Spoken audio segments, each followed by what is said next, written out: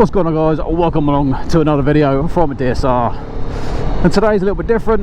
Normally we do plenty of riding reviews on the brand new bikes coming out, but today I'm going to be talking about my ownership with the Ruroc Atlas 3.0. But before we get into that, let's roll the intro.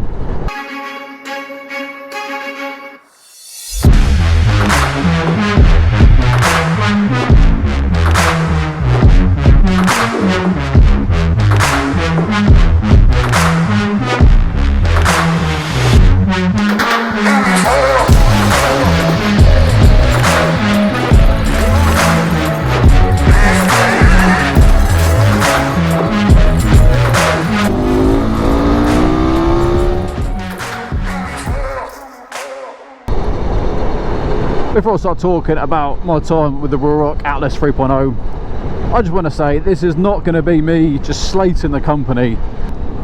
You seem to find there be one or two type of reviews with the Ruroc helmets. You tend to either get the people that absolutely rave 100% about them and have no faults, or you get the people that just slate them to bits. This video isn't going to be about that. All I'm going to be doing is expressing my views and opinions on my helmet.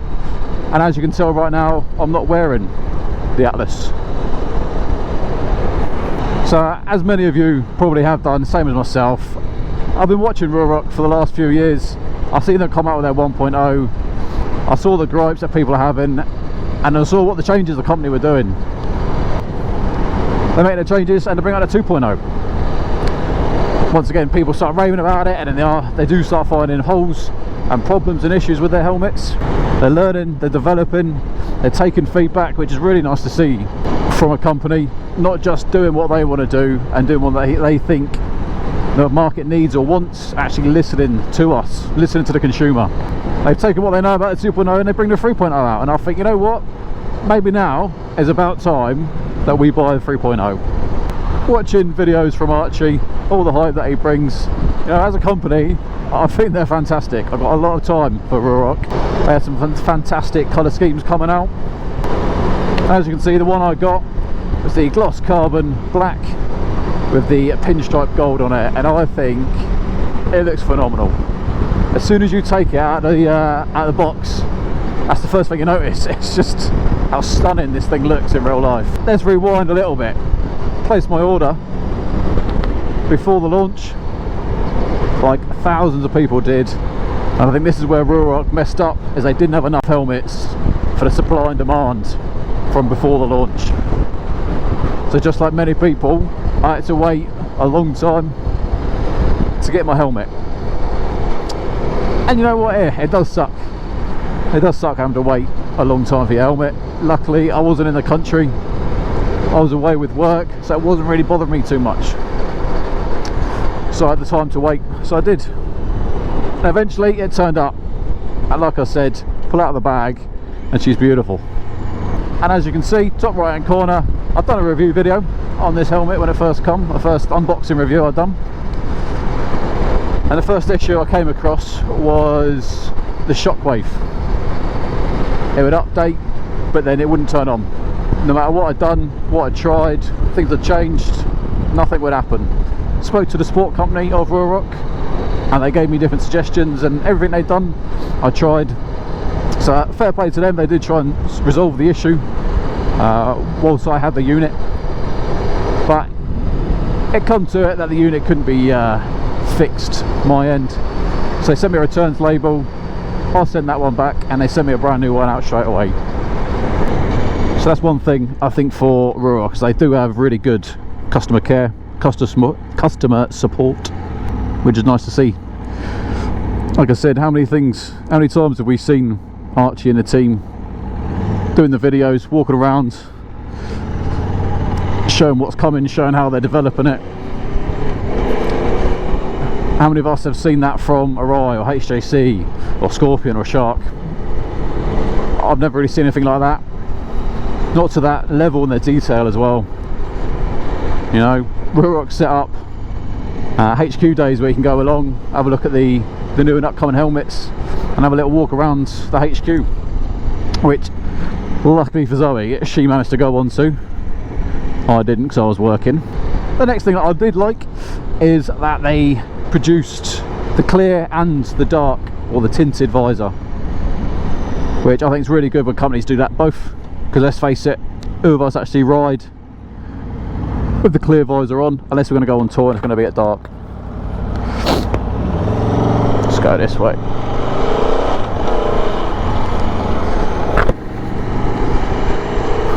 Not just Ruroc, but other helmet companies do it as well. They'll provide a clear and a tinted visor, but then only give you one pin lock. If you give me two visors, give me two pin locks. It's just a little gripe of mine. The next thing I didn't like with the tinted visor, it's not really tinted. Like, you can still see my face through it. This helmet, unless we're in direct sunlight and it's piercing through the visor, it's pretty dark. Can't really see into it, which I like. And that's how pretty much all my other helmets look, bar the Ruroc. They could definitely do with a darker tint. Reading the comments, I know people said that the 2.0 visor was darker than the 3.0, so some people were trying to get hold of that visor to put on their 3.0 helmets. It's little annoyances like that start to let a company down. So now we've got the helmet and we're starting to wear it on our rides. This is where I start getting divided with my opinion of what I think about the helmet. It looks fantastic, easily the best looking helmet I've got in my arsenal. It's really light. I love the way the shockwave is integrated. I know there are other companies that do integrated units into certain helmets. I just like how they do it. I don't like the buttons and where they're situated, because whilst you're riding along like this, trying to get to the back of your helmet to go up or down with the buttons, to me personally, ain't happening unless I'm stopped at a traffic lights. I know some people say you get used to it. I never could. I know some people have connected like Bluetooth remotes that can connect to their phone, so they can push that to change anything, any music up and down, things like that. So I like it's integrated, but I don't like where the buttons are situated. I didn't find it was overly clear with the speakers, so I've got a Sena 20S with the standard speakers, and I think these speakers are better. The clarity when you're on a phone call are definitely better on the Sena over the Ruroc. The fact Ruroc is only rider to pillion and not rider to rider, I think they're missing out on a big part of the market. I know people share the same view, that they'd love to be able to wear their Ruroc with their friends that got Ruroc and be able to have communication without having a secondary device, or without having to use their phone to ring them and set up some form of Discord group so they can have group chat.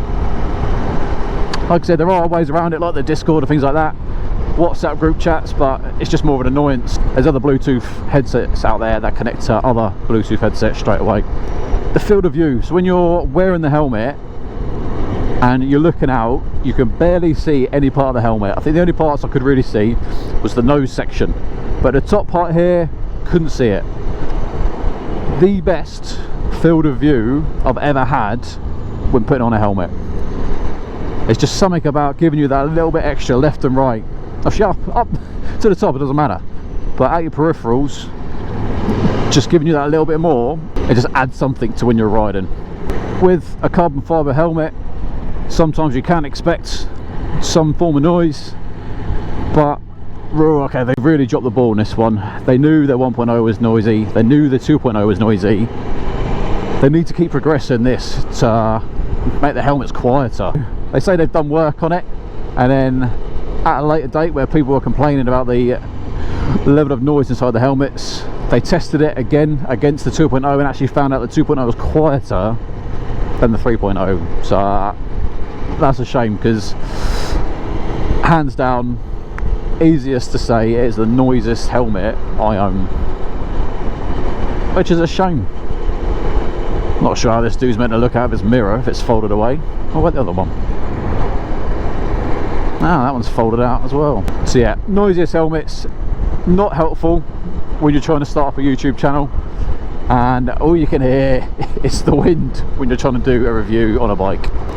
All the other niggles and problems, that was the biggest thing that made me go back to this old helmet of mine, was the sound quality of my videos. Wasn't happy, and that's a shame, because you got a helmet that looks fantastic All it needed to do was not be so noisy, and it would have stayed. I know other people use their Rurocs for motovlogging, doing their videos, and I'm pleased for them, because I've tried different mics, different positions, different dead cats. I've tried different things.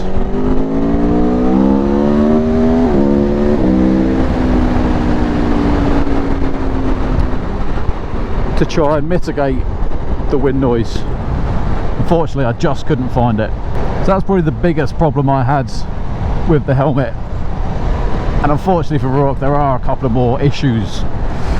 For me, my nose isn't the smallest, so I found that when I was going fast, the helmet was pushing onto my nose, and my tip of my nose would hit the inside of the nose piece. And then when you go to take the helmet off, you have to really pull on the straps to get it off your head, which it's just annoying. But talk about the straps, I really liked the magnetic buckle that Ruroc use. It does take a little bit of getting used to, because obviously most of us are used to the D-rings or the little ones that clip in. So having one that's magnetic, and you got to find the two halves to make sure they meet, but after a while comes second nature and it goes straight on. And I've never had any issues with that coming off or feeling like it was going to get loose or anything. I like it when companies try and be innovative on what they've got. Just because everyone else uses D-ring doesn't mean we need to all use D-ring. How else can we secure it? So I like it. They've done well there. I think the next biggest problem I had with my helmet, and I've got a friend who's got exactly the same problem as well, so I know it's not just me or my helmet, is the build quality. The build quality is not there for a £500 helmet. I personally had it where the bottom lip that run around the outside of the helmet, that glue was coming off. My friend had it where the inner eyepiece, that rubber, was coming off. And the most annoying part was the visor would scratch along the top here when you would open it and close it. So I've got 3 different visors, clear, dark, and the gold iridium style. All of them would scratch the helmet. As you can see on the screen now, these are all the scratches that is just caused by the visor. Like I said, this isn't good enough for a £500 helmet. I've never had that issue on any of my other helmets, any of the visors. I've always put tinted visors on. A lot of them tend to be more the aftermarket that don't come straight from the manufacturer in the helmet box. Never had this issue, and it's a shame. It is a real shame. So you start adding all these problems up, and like I said, this is why I've gone back to my old helmet, and this is why I've now bought a new different helmet. But like I said, Ruroc customer support are fantastic. I've messaged them, I've spoke to them, I've sent them pictures, I've explained what's happened, and they've offered to exchange the helmet for another one or a refund. And me personally, the wind is too noisy for me to bother getting an exchange for another 3.0. Everyone says that the 4.0 is so much better. That's what people are saying about the 3.0. So I'm not going to risk getting the 4.0 to then have a noisy helmet that might not have the right build quality that I'm expecting of a £500 helmet. I have bought a new helmet to replace the Ruroc, so I am going to go for a refund. That to me just shows the level of commitment Ruroc have got to their community, and that's what we are. Like, if you've bought a helmet from Ruroc, we are a community. How many people have you seen that have gone, oh, this is my 4.0, but on the wall I have my 3.0, my 2.0, my 1.0. Like, they're dedicated to Ruroc. Like, you wouldn't spend that money on a helmet if you weren't. So the fact that they're willing to do that and give a refund for the helmet, I think you can't fault them. I'm not just slating Ruroc. As a company and as an organisation, I really like them. I really like what they do and what they stand for.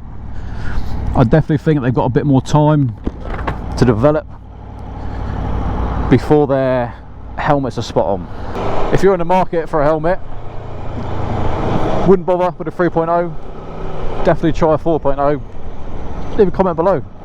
Do you have a 4.0? What do you think of it? Have you had any of these issues as well? If you're interested, I went for the HGC Rafa 70 Carbon. Over the blue and orange style, and the reason for that is because I may be getting a new bike. As always, ladies and gents, if you had enjoyed this video, please make sure you give us a thumbs up, like this video and subscribe to the channel. In the meantime, ride safe.